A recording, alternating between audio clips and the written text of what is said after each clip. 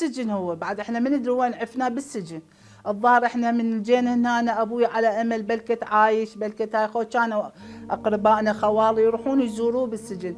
3 سنين بقى اجوا عليهم قالوا لهم تردون تصيرون ويانا نطلعكم ما تصيرون.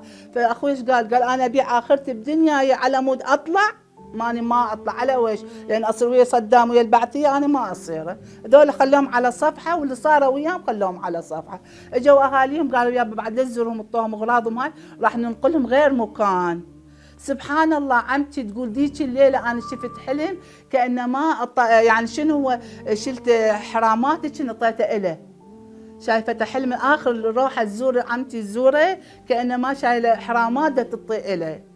يعني شلون يقولون مثل يعني مال جفن ما ادري ايش شيء.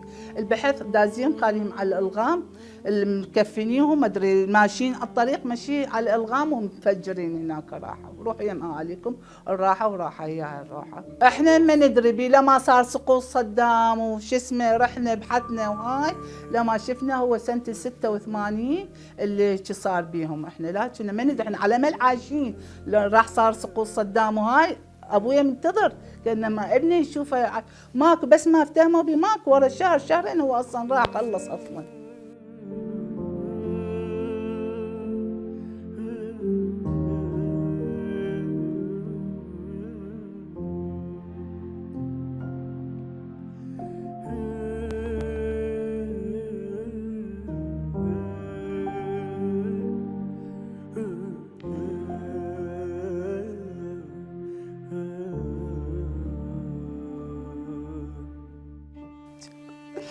ثاني يوم يا ذكرى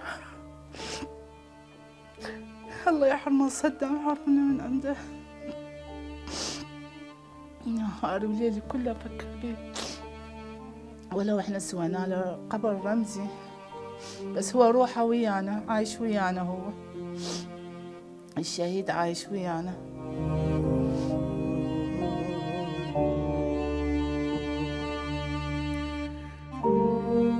اتخيل هو مرات موجود اتخيل يعني اشوفه بالاحلام من يجيني من هاي اقول له وينك انت وينك هاي هواي دائما اتخيل وياه بالاحلام لان انا هذا وياه يعني عشت مثل يعني شلون مقاربين واحد لله يعني فترتنا يعني شلون الصداقه شلون هذا هو الوحيد هو هذا لحد الان يعني احس نفسي يعني شلون كانما هو عايش يعني اشوف واحد يشبه له اقول له هو ذاك يعني هيك يتخيل لي مرات.